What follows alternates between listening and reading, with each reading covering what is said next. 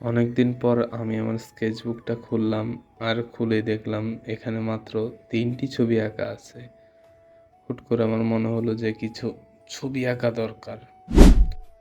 আমি আমার মন মতো ফেসবুক থেকে একটি ছবি নিয়ে নিলাম, র্যান্ডম একজন মানুষের ছবি নিয়ে আমি এটা আজকে মার্কার দিয়ে আঁকবো। আমার মার্কারগুলো অনেক দিন ধরে পড়েছিল, তো আমি যথারীতি আঁকা শুরু করে দিলাম। প্রথমে লাইট কালার দিয়ে আমি এটার ফেসের শেপটা ঠিক করে নিলাম।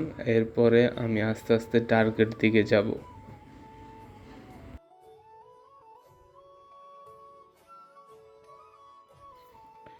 এরপর আমি আমার সাবজেক্টে একটু ইয়েলো টোন দিয়ে নিলাম, এতে একটা সুন্দর একটা কালার এফেক্ট চলে এসেছে।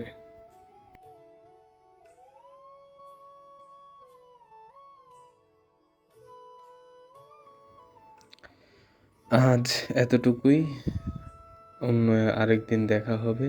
আজকের মতো ড্রয়িং এখানেই সমাপ্ত। ভালো থাকবেন।